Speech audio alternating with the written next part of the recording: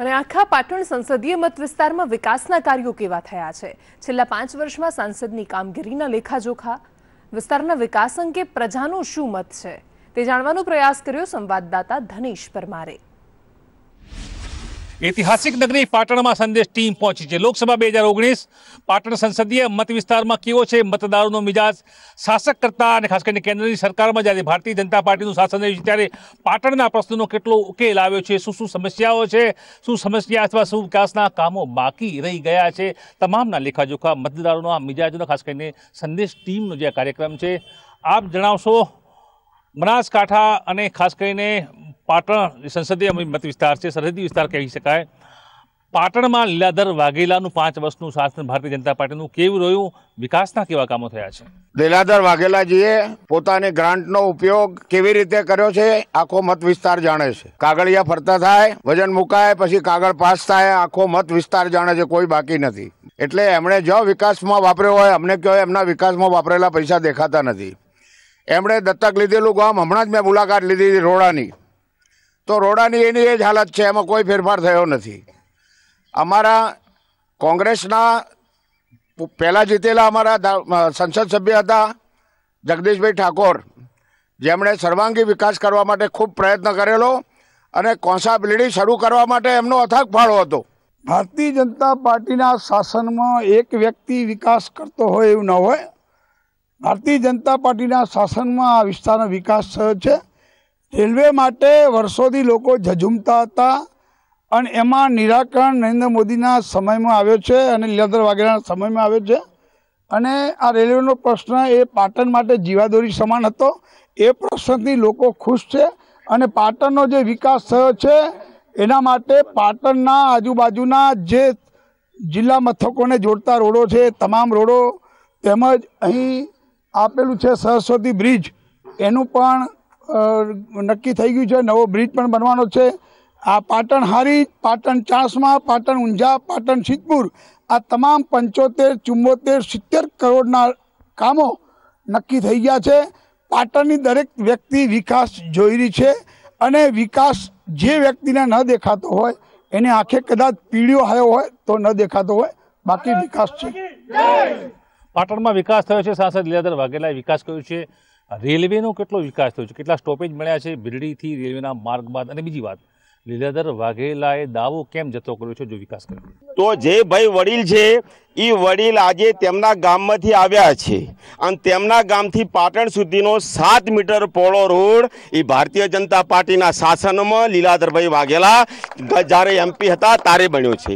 બીજું કે મારા વડીલ એવું કહે છે કે કંઈ વિકાસ થયો નથી। એ વડીલ અને અમે બંને આજુબાજુના ગામના છે। એમનું ગામ ને મારું ગામ માત્ર 7 થી 8 કિલોમીટર દૂર જ છે। એ વડીલને હું કહેવા માગું છું કે વડીલ શ્રી, તમે તમારા આત્માને પૂછો કે ગુજરાતની અંદર ને હિન્દુસ્તાનની અંદર જ્યારે ભારતીય જનતા પાર્ટીની સરકાર આવી ત્યારે સામાન્ય માણસને ખબર પડી કે વિકાસ શું છે। એ ભાઈએ જે વાત કરી એના જવાબમાં મારે એવું કહેવું છે કે આજથી 60-70 વર્ષ પહેલાં કોંગ્રેસ જ્યારે આ દેશને આઝાદી માટે કોંગ્રેસનું યોગદાન રહ્યું છે એવું અટલ બિહારી વાજપેયીએ સંસદમાં કહ્યું છે અને ભાજપના નેતાઓ સ્વીકારે છે। કેટલાક લોકોને કોંગ્રેસે 60 વર્ષમાં શું કર્યું એના સિવાયનો કોઈ શબ્દ બીજો શીખ્યા જ નથી। 14 વર્ષથી જે ગુજરાતના મુખ્યમંત્રી રહ્યા હોય, 5 વર્ષથી જે દેશના વડાપ્રધાન બન્યા હોય, આજે એમને અમદાવાદમાં પોતાનું મકાન નથી એવા ચોકીદાર નરેન્દ્રભાઈ મોદી આ દેશના વડાપ્રધાન છે। એમના 20 વર્ષ પહેલાં જે એમનો પરિવાર જે રીતે નોકરી, જે રીતે કરિયાણાની દુકાન, જે રીતે કંટ્રોલની દુકાન, જે રીતે હતો એ 20 વર્ષ પહેલાં જે હતો એ જ પરિસ્થિતિમાં આજે આ મોદી સાહેબનો પરિવાર, વડાપ્રધાનનો પરિવાર એ જ પરિસ્થિતિમાં છે। અને આ ગાંધી પરિવાર, જે આખી ગાંધી પરિવાર, જે ગાંધી પરિવાર આજે આખી બેલ ઉપર, આખા જામીન ઉપર આ દેશમાં ફરી રહ્યો છે। એનો પરિવાર જો કરોડોપતિ, અબજોપતિ અને આજે નરેન્દ્ર મોદીનો પરિવાર જો, આ ફરક, આ ચોકીદાર कौन है, चोर कौन है, ये कांग्रेस को जोई लो। हम चौकीदार है, हमको गर्व है कि हम चौकीदार है, हमको गर्व है। ચોકીદાર ચોરના કેમ્પેન એક રાષ્ટ્રીય પ્રશ્ન છે, પરંતુ અહીંયા મતદારો ખાસ કરીને પાટણના લોકો પાટણ જિલ્લામાં કેવો વિકાસ થયો છે, પાટણ જિલ્લાની શું જરૂરિયાત છે એ પણ સાંભળવા માંગે છે। આપ મને જણાવશો, પાટણમાં શું કોઈ મોટા ઉદ્યોગો 5 વર્ષમાં કે એના પછીના શાસનમાં સ્થપાયા છે ખરી? પાટણની અંદર 5 વર્ષની અંદર કોઈ વિકાસ નહીં થયો। છેલ્લા કેટલાય સમયથી જીઆઈડીસીની માગણી હતી એ પાટણ શહેરમાં એ પૂર્ણ નહીં થઈ। અને રેલવેની જ્યારે વાત છે તો જ્યારથી જેટલા સંસદ સભ્યો ઇલેક્શન જીત્યા છે, ખેમચંદભાઈ ચાવડાથી તો લીલાધર વાઘેલા, એક જ એવા અપવાદરૂપ છે કે લીલાધર કાકાએ રેલવે માટે કશું કર્યું નથી। 12થી સંસદ સભ્ય અમદાવાદથી કિરીટભાઈને બોલાવીને આ કામ પૂર્ણ કરવામાં આવ્યું છે। એટલે લીલાધર કાકા સદંતર ફેલ છે। આવા સંસદ સભ્ય પાટણની અંદર કોઈ જરૂર નથી। કોંગ્રેસની કેન્દ્રમાં 10 વર્ષની સરકાર સીબીએસઈ સ્કૂલ છેલ્લા ભાજપના શાસનમાં આવી।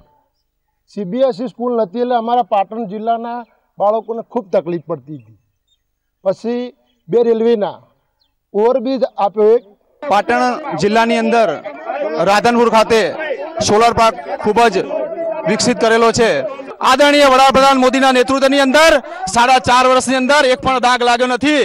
એવા અમારા વડાપ્રધાનને તમે ચોર કહેવા માંગો છો, હું પણ કહેવા માંગુ છું, હું પણ ચોકીદાર છું।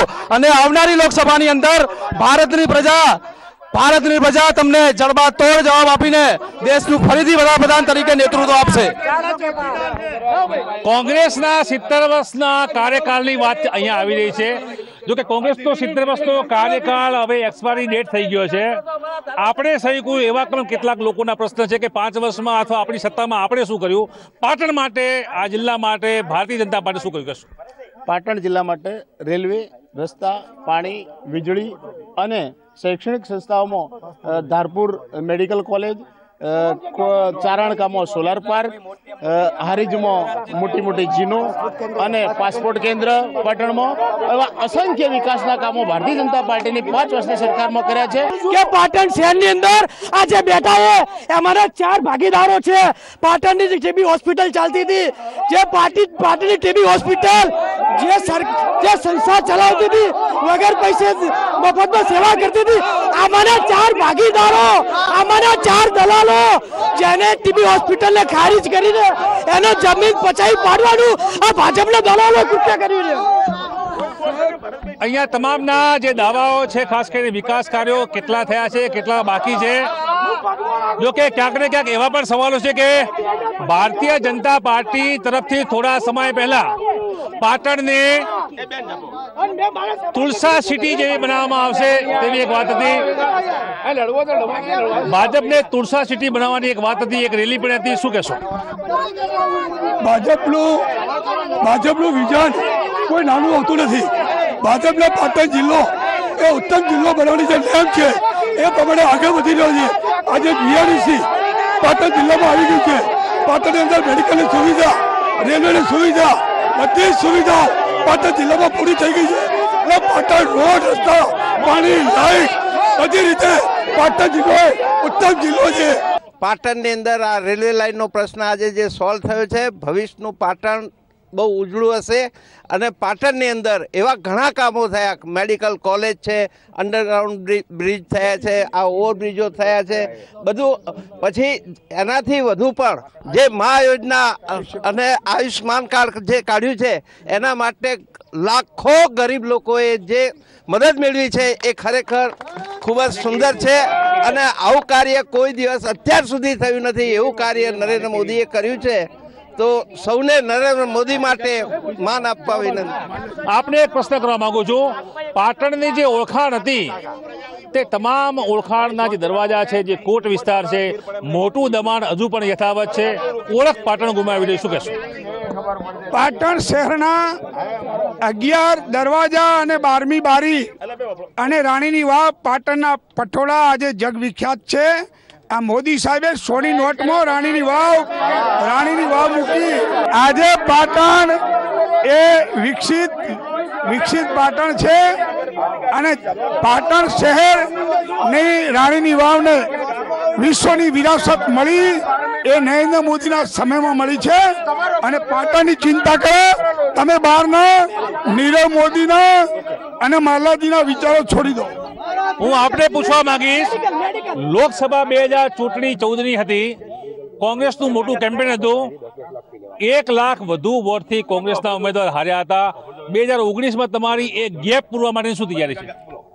એની સામે અમારી પાસે અત્યારે 4 ધારાસભ્યો છે અને મેડિકલ કોલેજની ને પાટણના પેલા દરવાજાની વાતો કરો, એ તો વર્ષો જૂની વાત થઈ। પટોળાએ વર્ષો જૂની પાટણની ઓળખાણ છે, તમારી ભારતીય જનતા પાર્ટીની ઓળખાણ નથી। અને પાટણની મેડિકલ કોલેજ તો લૂંટ કરવા માટે 10-10 લાખ રૂપિયા ફી લઈને ચાલુ કરી છે।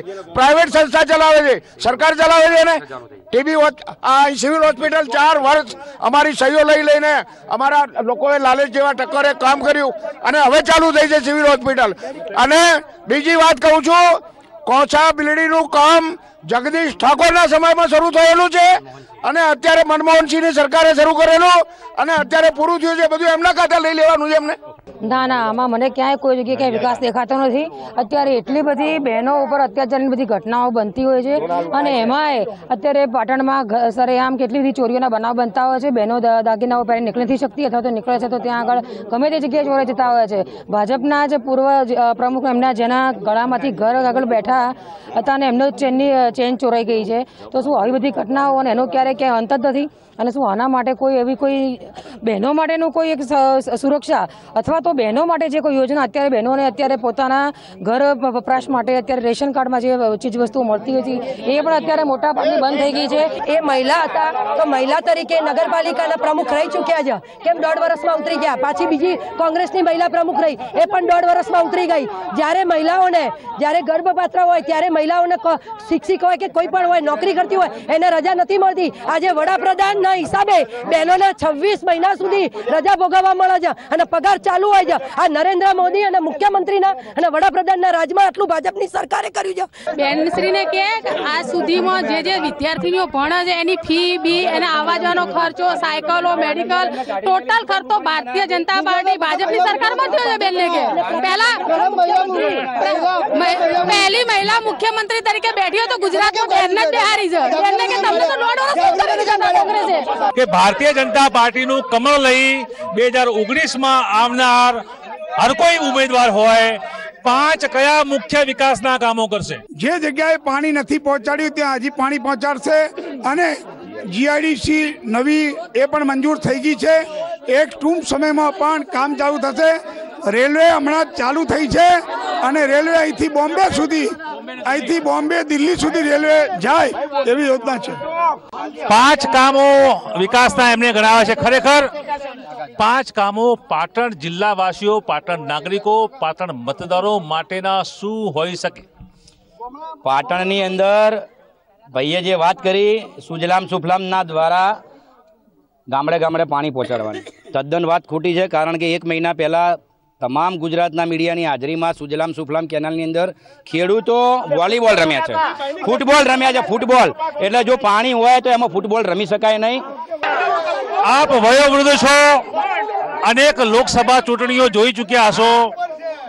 70 વર્ષનું તમારું કોંગ્રેસનું શાસન, જો કે 2014 પછીના શાસનમાં ક્યાં તૂટી રહી ગઈ છે, શું માનો છો?